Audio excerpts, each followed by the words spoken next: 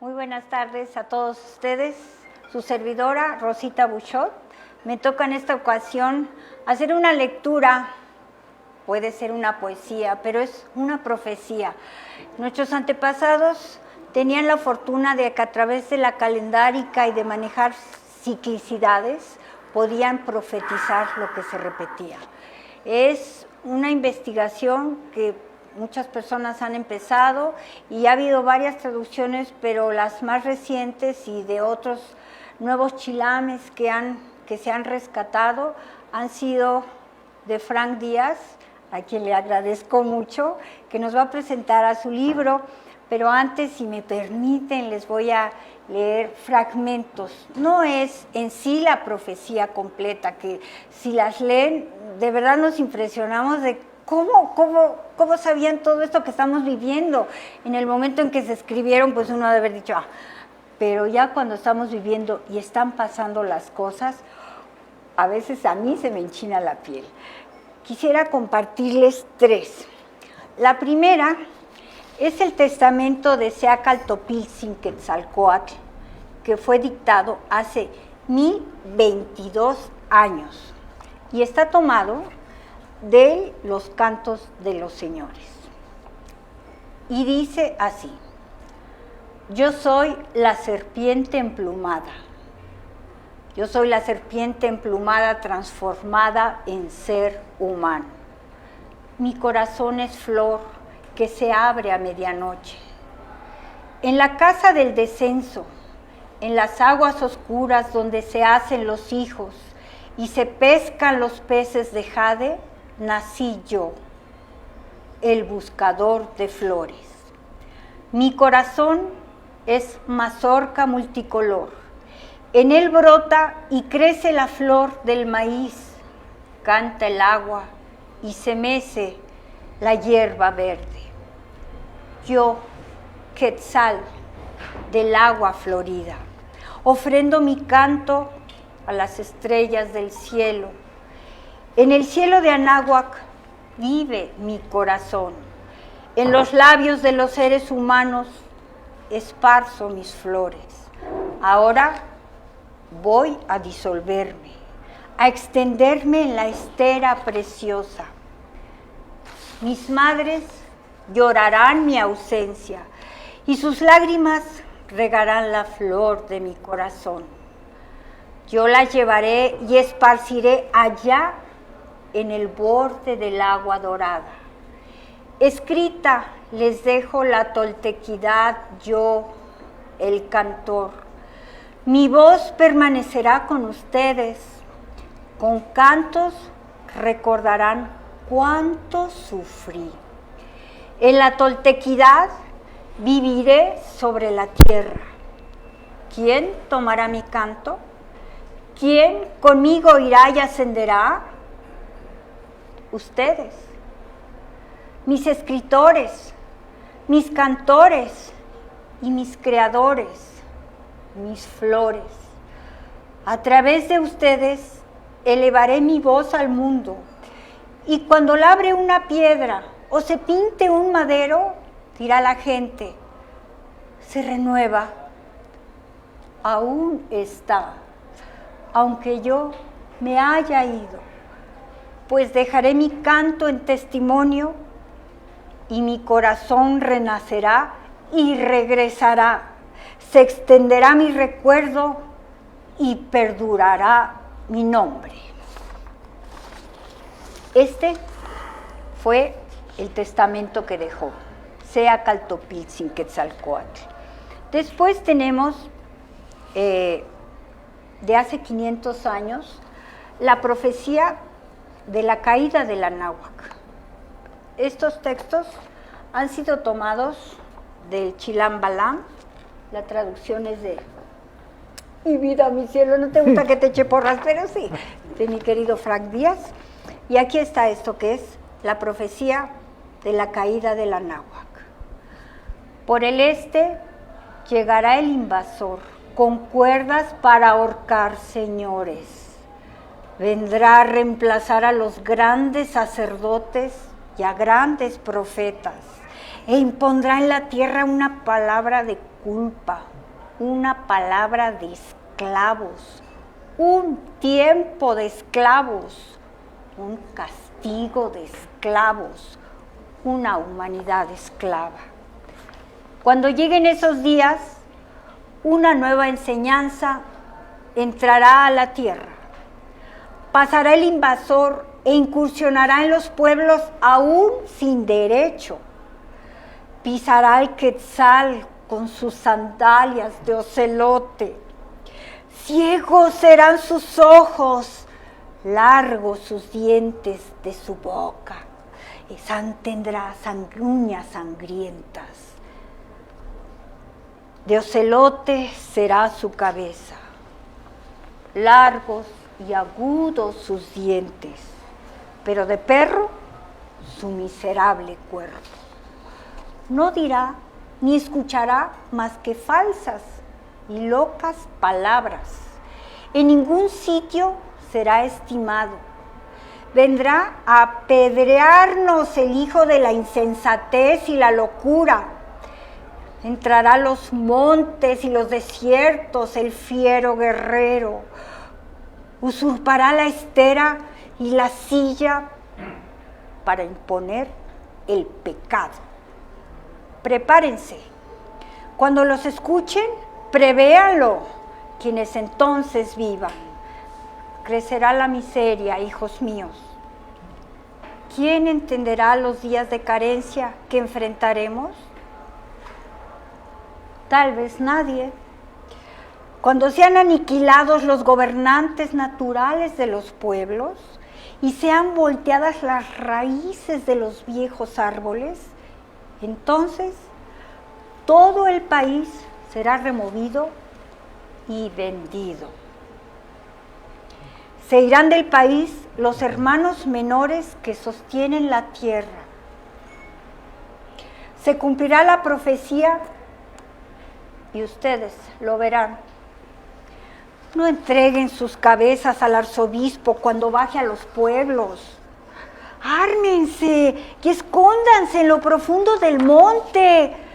Cuando termine ese tiempo, asomarán de nuevo sus rostros. Muy dolorosa será esa época.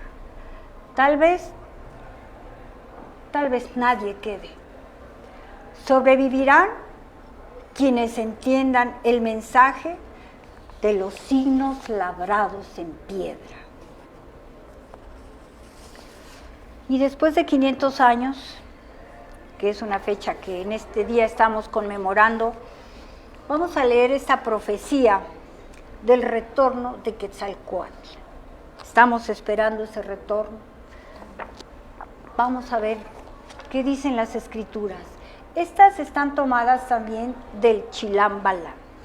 Es la profecía del retorno de Quetzalcóatl para esta era.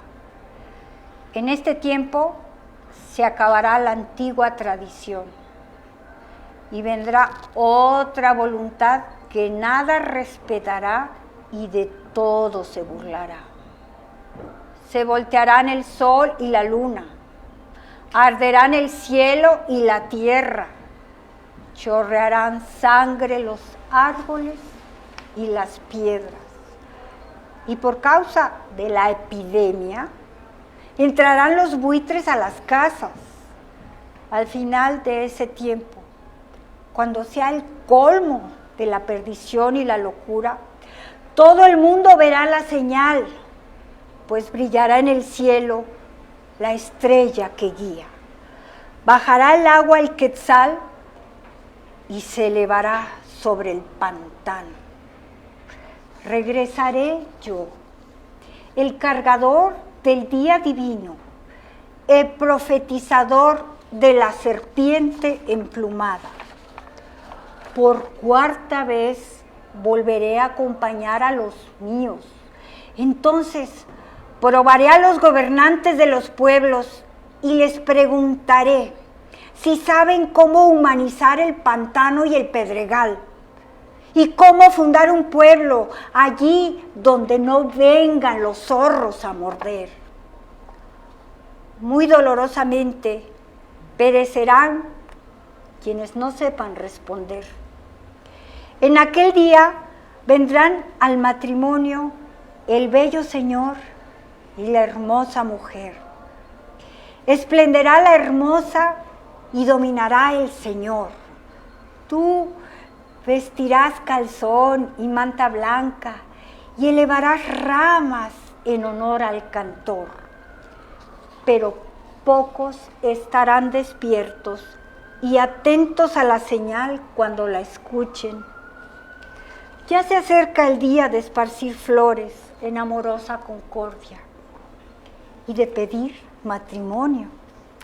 En ese día despertarán los dormidos y retoñarán los no despiertos. Será un día de gloria, repentina y súbita.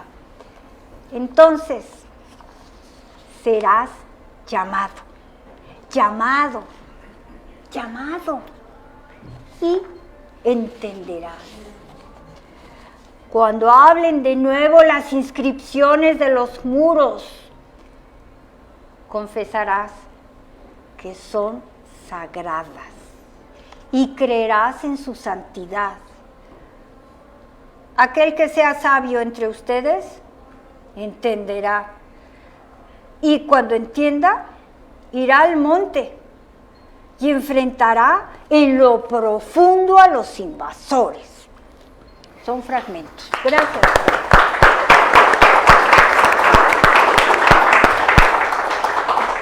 Bueno, pues seguimos con la programación. Fran nos va a hacer el favor de presentarnos este preciosísimo libro, El último avatar de Quetzalcóatl, que todo el mundo habla de Quetzalcóatl, la serpiente plumada, pero en sí no sabemos ni de él, ni cómo vino, ni a dónde estuvo. Sabemos de muchas cosas, pero de esa profunda raíz, de esa cosmovisión, de ese personaje que tiene un linaje entre nosotros. Y pues qué mejor que Fran. Mi vida, te dejo. Gracias. Adelante. Muchas gracias. Con permiso. Muchas gracias.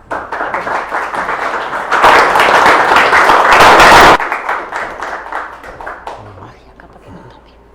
Gracias. ¿Sí se oye bien? Te van a poner el... Sí, ahorita se lo ponen. Mi vida, Sí. perdóname.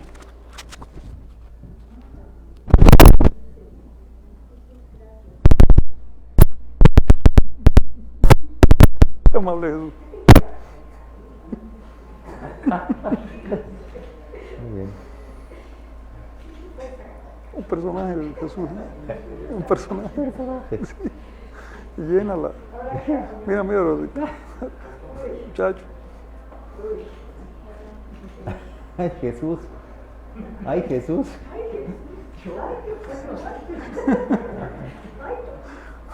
Vamos, jóvenes.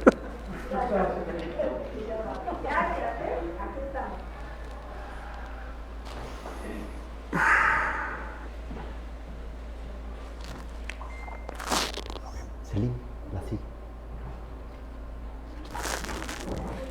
Rosita. Ah, acá tiene.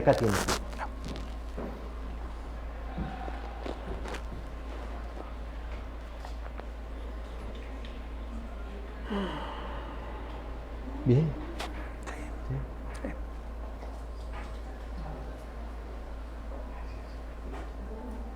¿Nos escuchan bien? Sí. Muy bien.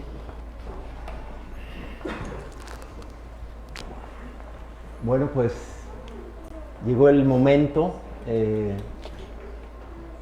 un momento muy especial. La conjunción para mí es maravillosa, porque aunque en Anáhuac tenemos otro calendario, pues vivimos en esta civilización occidental y este calendario en muchos sentidos nos rige. Y para mí es profundamente simbólico el que hayamos podido sacar este libro este día. Es un esfuerzo titánico el que este libro esté aquí. Quetzalcóatl tocó a Frank desde su infancia en Cuba y lo tiene hoy aquí, después de muchos años. y creo que es el gran estandarte en ese sentido de Quetzalcóatl, es Frank, el gran conocedor, el gran redescubridor de la gran enseñanza de la toltequidad. Lo conozco desde hace mucho tiempo a Frank. Hemos estado en diferentes aventuras en el 2011 con toda la temática maya. Estuvimos dando conferencias allá en la región de Yucatán. Y recuerdo en aquella época cómo soltaba uno una piedra a veces sobre la toltequidad o sobre las raíces y parecía que no formaba ondas.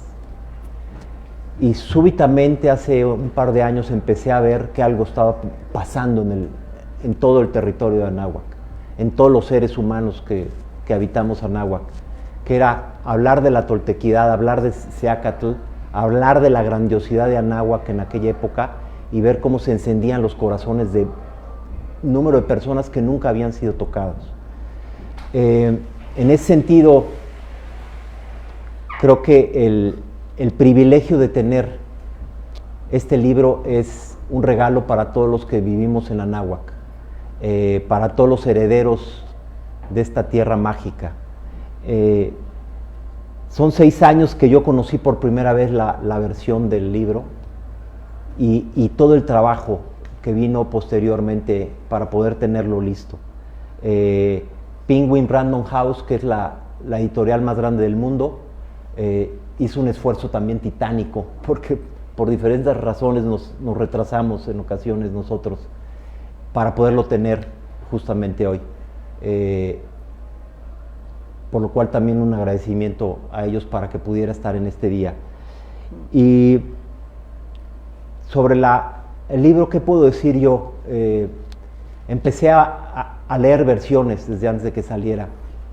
De ahí salió el podcast, que tanto éxito ha tenido y que llena corazones. Y desde las primeras lecturas yo puedo decirles que me movió profundamente. Me movió profundamente este libro porque tocó lo más profundo de algo que no podía yo explicar, que era por qué amo tanto a las raíces de este país. ¿Por qué amo tanto a México? ¿Por qué estoy en defensa del maíz? ¿Por qué he querido impulsar en rincón al que voy la toltequidad y el mensaje de Anáhuac? Y cuando conocí este libro, encontré la respuesta. Todos somos vehículos de la energía de Quetzalcóatl. Y el que podamos tener la oportunidad de ver su vida y su mensaje es un privilegio que durante 500 años los habitantes de Anáhuac no tuvieron. Hoy tenemos ese privilegio y esa responsabilidad. Hoy ya no hay pretexto. Ya no hay una justificación a no reconocer nuestro origen, a no reconocer nuestra raíz. Hoy está plasmado las enseñanzas de Seacatl gracias a un enorme sacrificio y trabajo de Frank y de mucha gente que lo ha acompañado. Y yo puse unas palabras y solo me voy a remitir al final de esas palabras en el libro. Pero para mí es de 1521 a lo que hemos vivido y a lo mejor desde la partida de Seacatl. Anáhuac ha vivido un proceso muy complejo. La conquista no fue resultado de una casualidad. También estábamos divididos, peleados entre todos. No fue una casualidad. Somos corresponsables de lo que ha sucedido. Y es importante que asumamos que tanto la caída de Tula y lo que vino, y luego la caída de Anáhuac, es parte responsabilidad nuestra como herederos de Anáhuac. Pero hoy es tiempo de poner un fin. Creo que hemos aprendido, hemos hecho el recorrido, y creo que es tiempo de que la toltequidad renazca de sus cenizas, como la alegoría del águila, que cuando después de 40 años de vida sube a la montaña sintiendo ya desfallecerse. Se arranca plumaje y se arranca el pico.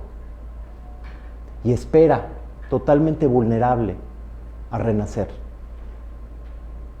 Son casi 1000 años de vulnerabilidad de la toltequidad. Casi 1000 años.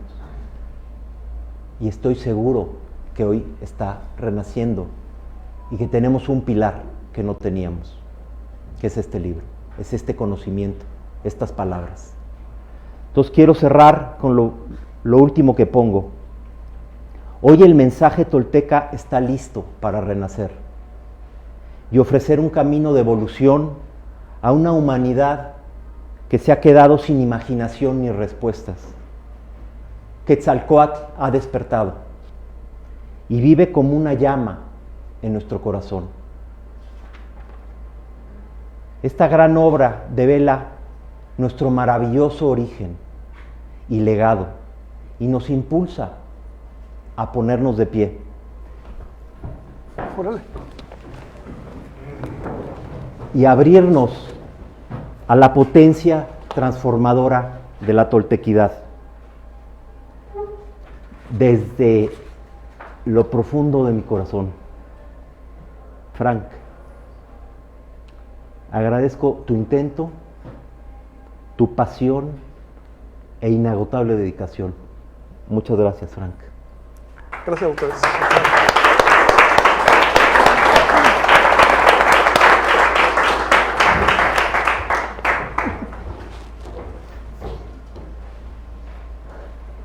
Jesús. Yo al final. ¿Sí? Pero como una opinión en vivo. Ok. ¿Quieres decir algo, Frank? Pues Expresar. te agradezco particularmente a ti el énfasis que le has puesto a la toltecayo como solución para problemas. No estamos idealizando la historia. Estamos usando la historia como punto de partida, como plataforma, para construir un futuro. A mí me interesa el futuro, no me interesa el pasado. El pasado solo para entender por qué estamos aquí, con qué contamos, qué podemos hacer. Y pensé que la propuesta cultural de Anáhuac y la propuesta filosófica, espiritual de Anáhuac se resume en la historia de Seaca Topilzi. Seaca Topilzi, nuestro señor Unocaña, un personaje de hace 1000 años que recibió, después de muerto, recibió el título de Quetzalcóatl.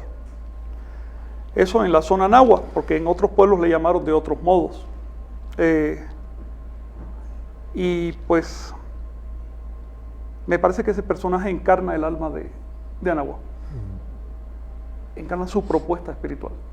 Y el hecho también de que él haya profetizado lo que pasaría después es significativo, porque no se trató de un santo en la montaña, era un tipo profundamente integrado en la vida de su época. De hecho, llegó a ser gobernante de la capital de Anáhuac en ese momento, que era Tula. Entonces siento que tenemos mucho que aprender de él. Mientras hacía la investigación, yo aprendí de política, de sociología, de economía, por supuesto, aprendí de cómo se hace la historia. Una cosa es ser un espectador pasivo de la historia y otra es hacerla. Y él sabía de eso. También aprendí de los dilemas del alma humana. Porque la verdad es que cuando conocí esta historia hace, pues, ¿qué será? Hace 40 años. Lo que me sorprendió es que el héroe, el Mesías, el profeta de Anáhuac, no fuera un Dios venido del cielo, sino un ser humano con los problemas de cualquier ser humano, hasta con más problemas que cualquier ser humano. ¿Ven? Un ser humano cualquiera. En ese momento yo estaba estudiando antropología y me hablaban de los anahuacas como politeístas que creían en no sé cuántos dioses y demás. Y me dije, ¿cómo puede ser que su héroe cultural no tenga un origen celestial? Llegó al cielo, pero eso fue después de mucho trabajo. Primero tuvo que sufrir bastante acá. No se trata entonces de un hijo de Dios que baja con prebendas divinas, porque es muy fácil ser impecable y ser santo cuando uno pues es hijo de Dios, ¿verdad? Sino un ser humano con todos los problemas que tiene cualquier ser humano que se elevó y por eso dejó un camino viable, un camino real, no un camino de obediencia a un maestro, sino un modelo de vida que cualquiera puede encarnar. Eso fue lo que a mí me llamó la atención de esa historia. Y fíjate que cuando la leí en las fuentes mesoamericanas, me di cuenta que esto de los dioses, el politeísmo y todo eso eran cuentos. Eso son mentiras. Son malas interpretaciones académicas de un proceso espiritual y cultural que, por ser tan alejado del proceso cristiano, pues se entiende mal. Otra cosa que me llamó la atención es que la historia de Seacatopilsi está en las fuentes documentales de México, están las crónicas, están los códices, pero está no de modo alegórico, no, está con fechas, está con sitios, es exhaustiva la cantidad de datos que hay. Entonces me hice una pregunta. En aquella época, allá en mi país, casi te regalaban en la panadería el libro un libro llamado Quetzalcóatl, que decía que este señor era un vikingo. Me decía, a ver, ¿cómo es posible? Pues si esto está lleno de datos, se sabe dónde nació, cuándo nació, el día en que nació, la hora en que nació, cómo se llamaban sus padres, sus abuelos, toda la historia, dónde vivió, cada una de sus etapas. ¿Por qué razón insistir en que era un vikingo, además amnésico? Es decir, un personaje amnésico de la cultura menos desarrollada de Europa viene a civilizar a México. A ver, aquí hay un problema. Eso fue parte de lo que me estimuló a investigar esta historia. Y por el camino encontré muchas cosas. Para mí ha sido una guía de acción. Eso es lo que puedo decir sobre la obra. Muchas gracias, Frank. Jesús, si quieres cerrar. Pues yo tengo el privilegio de estar sentado aquí, junto al escritor, y de pronto me sugeriste, Eduardo,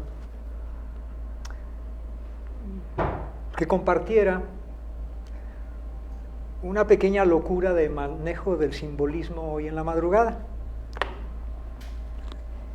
Aristóteles decía, designando al hombre, son politicón,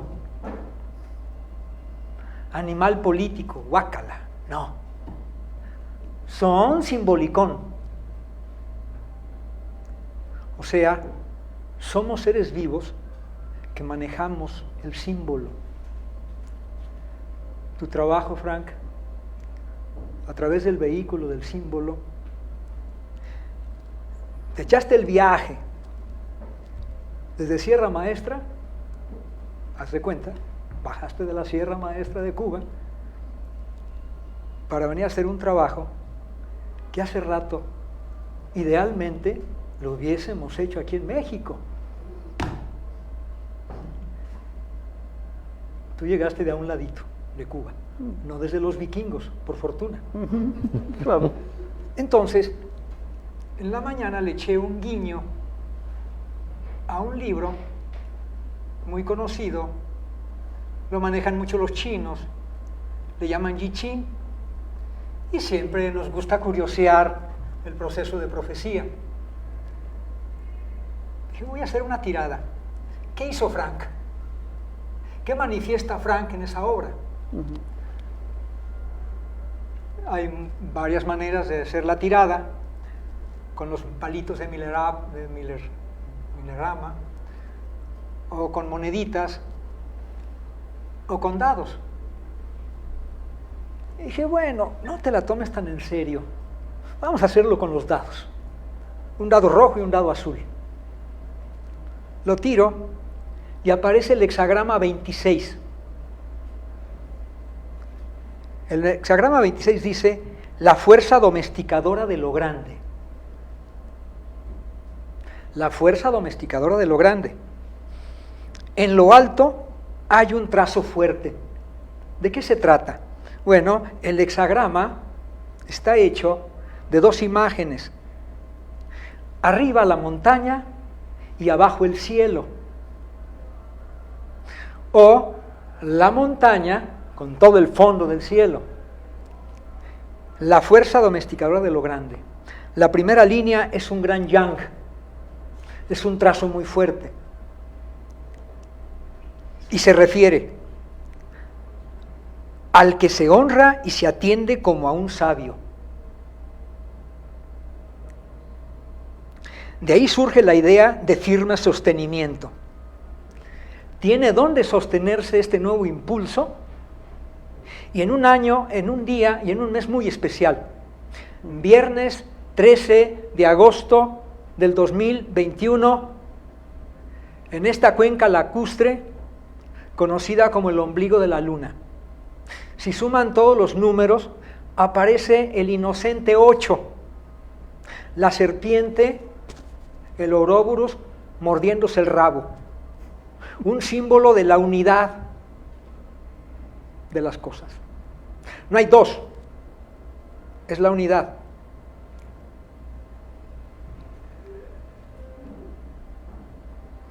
La fuerza domesticadora de lo grande. Es propicia la perseverancia de este esfuerzo. Luego viene una frase enigmática. Trae ventura no comer en casa. Bueno, a invitarnos los unos a los otros, las unas a las otras, los otros a los unos y los unos a las otras. Hay algo más que comer. Hay algo más que la simple palabra comer. Siéntenla y tradúzcanla en la mente de su corazón. Es propicio atravesar las grandes aguas, que nada nos arredre. Es un fluir hacia adelante, sin perder de vista la realidad. Y la realidad es fantástica porque es real. Solo que debemos educarnos para poder percibirla en su realidad. Quizá un enamorado de los mundos religiosos me diría, la realidad es fantástica porque es real, y solamente la mente llamada divina en ti, una vez que la has dejado de estorbar, puede percibir la realidad. La percepción de la realidad es un proceso, o también es un salto al vacío, tocando el concepto del nahual. Esta tarde me hiciste un regalo gigantesco, Frank, en un simple comentario. Allá el mundo de la psicología con sus términos fríos y además racistas, la inconsciencia, la subconsciencia, son palabras bastante limitadas, propias del pensamiento burocrático, de la escolástica congelada.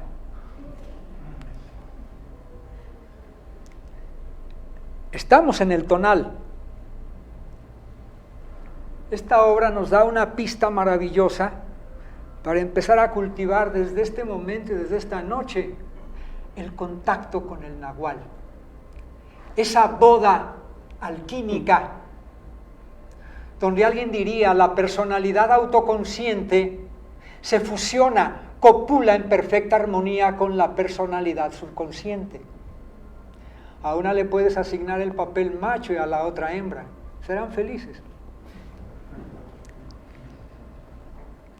Este comentario es propicio a atravesar las grandes aguas, no nos arredremos.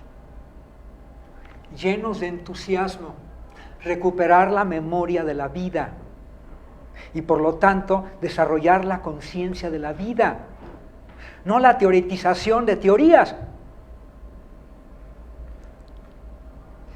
Esto implica una diaria regeneración del carácter. Así te mantienes en la cúspide de tu propio vigor. Siguiendo con el I Ching, en las palabras, ¿me prestas un poquito el libro? Para hacer más escenografía. En las palabras y en los hechos del propio pasado se esconde un tesoro que puede ser utilizado para lograr la afirmación y el acrecentamiento del propio carácter. Porque también la invitación que nos hace este vigoroso y hermoso e inteligente trabajo es a establecer la conexión consigo misma, consigo mismo cada quien. Porque realmente es una convocatoria a terminar un trabajo, completar plenamente nuestro desarrollo humano, no psicológico, no, integralmente humano. Recuerdo que una frase para contrastar, una frase del primer verso del Tao Te Ching, refiriéndose al ser humano, lo describe como la puerta de entrada a todas las maravillas, la puerta de entrada a todos los misterios. Y si hablamos de un misterio, hablamos de una realidad mística. Y es que la vida cotidiana debe recuperar exactamente la mística. Dejar de tratar la cotidianeidad desde la frivolidad, la superficialidad y concretamente la ignorancia. La enfermedad y la guerra, la miseria, etcétera, son resultados de nuestra ignorancia. Gracias, Frank, por invitarnos a ejercer el interés, la curiosidad por preguntarnos, ¿y mis raíces qué me heredan? Y por lo tanto, la herencia obliga. En las palabras y en los hechos del pasado se esconde un tesoro que puede ser utilizado para lograr la afirmación y el acrecentamiento del propio carácter. Transformar lo histórico en actualidad aplicando esa sabiduría.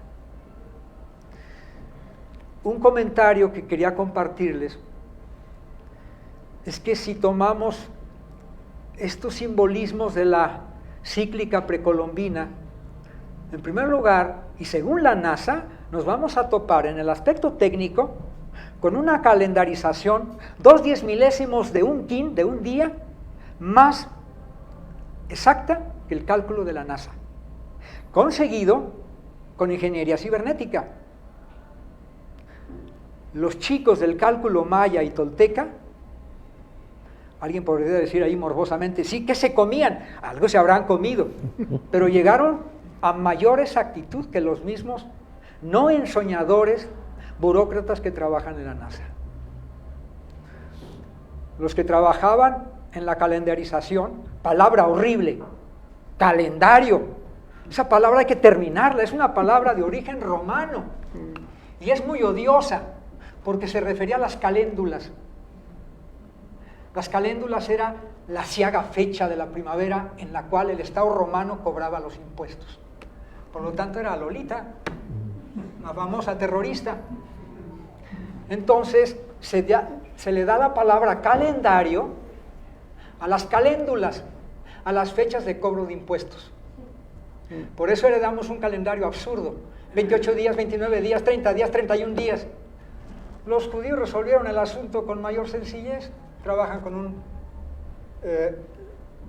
calendario lunar femenino y exacto, como la permanencia de un ancestral culto a la diosa. Tomando en cuenta esta paracíclica, observemos algo. Si tomásemos el 17 de agosto de 1987 para considerar el momento en que coinciden el primer glifo con su primer tono de dos calendarios, el Hab civil y el Tzolk'in. Querido Frank, tú me enseñaste esta ensoñación, ahora aguántame tantito. Esta fecha de 1987, 17 de agosto, se considera que los dos calendarios en ese día coinciden. Y eso va a ocurrir cada 52 años. Quiero compartirles otro dato. Los 52 años tienen mucho que ver con el poder sanador en el planeta. El 1 de noviembre de 1977 se descubre un asterisco gigantesco, un pedazo de piedra enorme en el cinturón de asteroides, pero que cumple la ley de Bode para ser planeta. Y entonces se descubre Quirón. Es curioso porque a partir del descubrimiento de Quirón se viene un desenvolvimiento, un boom de medicinas alternativas. El 52 es un año que tiene que ver con Quirón porque es su ciclo, y es que faltaba de Saturno 29 años y medio a Urano 84 años, hay un hueco en la ley de Bode gigantesco. Lo llena precisamente Quirón, 52 años. En cada uno de nosotros, el que va a llegar o el que ya llegó, no pierdan de vista el año 52. El que no llegó, procura llegar lo más sanamente posible a esa fecha importantísima. 52, un año de liberación de las aberraciones del pasado. Hoy, la vibración es 8. Aniversario, 500 años después. El año pasado, el 12 de enero, en el cielo astrológico, Plutón y Saturno hicieron conjunción en Capricornio. Esto marcaba algo. Entonces, para investigar qué es ese algo, qué pasó en un periodo exactamente anterior, qué pasó en 1770, y en uno antepasado, qué pasó en 1521, y en uno preantepasado, qué pasó con la peste negra, y vamos a encontrar la presencia del ciclo de Plutón en Capricornio, cada 250 años. No hubo conquista del México precolombino, hubo una invasión pandémica. Los microbios invadieron un espacio para el cual no había desenvolvimiento de resistencia en el organismo de la gente. La peste negra, y luego 1521 fue también como la peste de la viruela negra para México, para Mesoamérica. El 87 nos plantea el simbolismo del gran piso del Tlaltipac, 9 infiernos, 13 cielos, súmenlo, 22. Coincidencia, la unidad numérica, la mayor parte de los idiomas del Mediterráneo tienen 22 letras. El 22, curiosamente, permite sumar el sistema matemático caldeo, la docena, con el sistema matemático del andaluz de Córdoba, la base matemática 10, donde descansa la ingeniería terrestre contemporánea. Pero la base 12 trabaja el espacio, la sexagesimalidad. Y tenemos entonces el otro trabajo: llevar la calendárica maya tolteca a donde le corresponde, su universalidad. Esto implica una revolución en el llamado calendario. Es dable pensar que de diciembre del año pasado, en los siguientes 20 años, no olviden, para si estamos aún aquí o desde otro lado, divisemos, esto tiene un desenvolvimiento que, en mi humilde visión, va a tener un impulso fenomenal los próximos 20 años, pero como una irradiación para el planeta. Y les comento algo más. Desde este año, según mis cálculos astrológicos, México está de pie, curiosamente. Entonces, su punto filosófico, bien vale la pena poner atención en el simbolismo de la unión del aire y de la tierra, del cielo y de la tierra. En Egipto estaba un faraón, aquí está Quetzalcóatl. Si tomamos entonces en el Tlaltipac el lado oriente, tenemos el maíz rojo, 13 años, 1987 al 2000, el ciclo del maíz rojo. Del 2000 al 2013, por cierto, unos chicos muy traviesos, un tal Calderonetas, otro tal Foxino, le hicieron el culto a la muerte y se cumplió. La dirección norte, la dirección blanca, el maíz blanco, la dirección de los muertos. Sí, la misma ropa que me puse. Pero del 2013 al 2026 es el maíz azul. El maíz azul emblematiza el occidente de los 4 puntos cardinales, o el poniente. Es curioso porque se habla ahí de el ensoñamiento de la dama, y en Oriente se hablaría del sueño del Buda.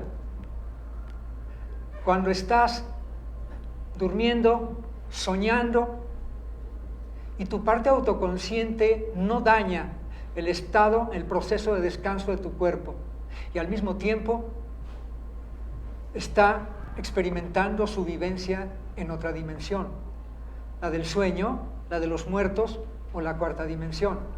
Entonces, del 2013 al 2026, la voz planetaria de la mujer se irá haciendo sentir cada vez con más intensidad y con todo tipo de manifestaciones, desde las más atolondradas hasta las más brillantes. También, por lo tanto, escuchemos a la hembra interna en cada uno de nosotros, y recuperemos entonces el contacto con la dama interna, el contacto con la diosa. Es curioso cómo en la formación religiosa de México, con las pinturas del padre Quino, se inventó un culto y una recuperación de la diosa, la Tonantzin. Para el público católico es una virgencita. Las diosas no traen esas deficiencias, o esas prédicas, si es que es necesario.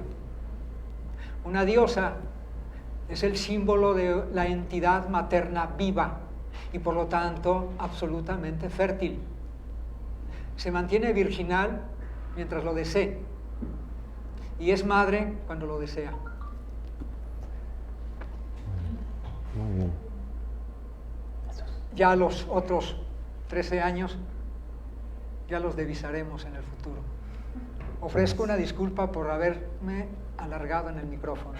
Muchas gracias. Mucho amor. Gracias. Sí, sí. Va a haber un canto como para cerrar. Bueno. Vamos a tener un canto de cierre. Es una sorpresa que va a presentar aquí Celine. Tú presentas. El ciclo No. Que termina en el 2039. Claro. ¿Cómo quieres? En el 87 empezó el ciclo, o sea, que está, por supuesto, dividido en 4 partes. Hola a todos, ¿cómo están? La del sur. Amarilla. No me puedo mover, pensaba moverme. El tema da para más. Esto lo importante es la conexión. Un programa Pero sí de lo que necesito hagas. la tril, por favor. porque es muy interesante lo que se está No se va a cumpliendo. mover conmigo, Y es que- pero lo necesito mucho. Cualquier moronita que toques, se abre. Pero, a ver, tú sabes que yo no soy nada creyente, pero sí se Lo está cumpliendo, pongo, es un hecho. lo voy a poner aquí. Los ciclos están. ¿Está bien? No, de verdad, los ciclos están Déjame quitar esto. funcionando. Eso es un hecho. Estás trabajando Está muy largo, interesante. porque más que un científico, tú eres un artista. Bueno, está bien. La obra es de un artista. Sí.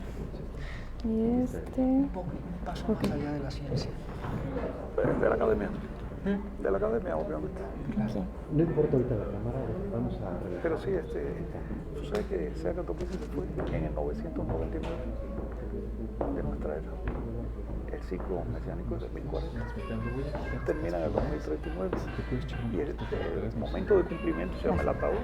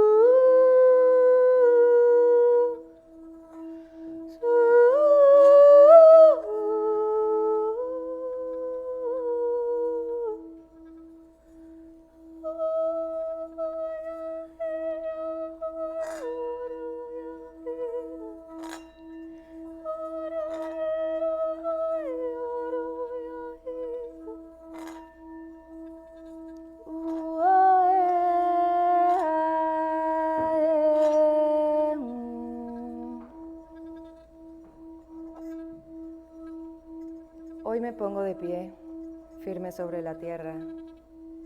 Al reconocerme, reconecto orgullosa con mi maravilloso pasado.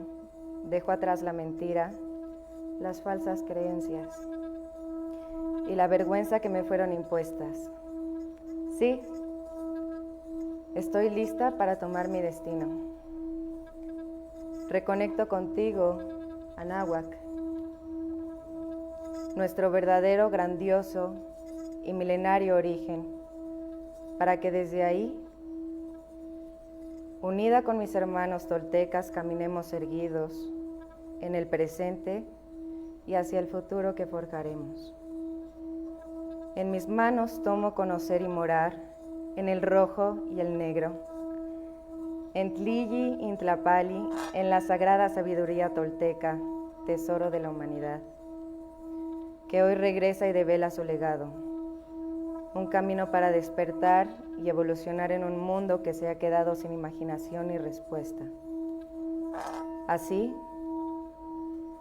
basados en nuestra verdadera raíz tolteca, incorporando los últimos 1000 años de avances y sacrificios de hombres y mujeres de todas las culturas, iniciamos la construcción de un futuro que sí es posible, deseable y esperanzador para la humanidad, el planeta y el universo. Desde la vulnerabilidad encontramos nuestro verdadero poder. Sí, soy sagrada, soy tolteca, soy sagrada. Una vez más, mi corazón brilla en el horizonte. He despertado. Soy espíritu tolteca que jamás fue conquistado. Muchísimas gracias.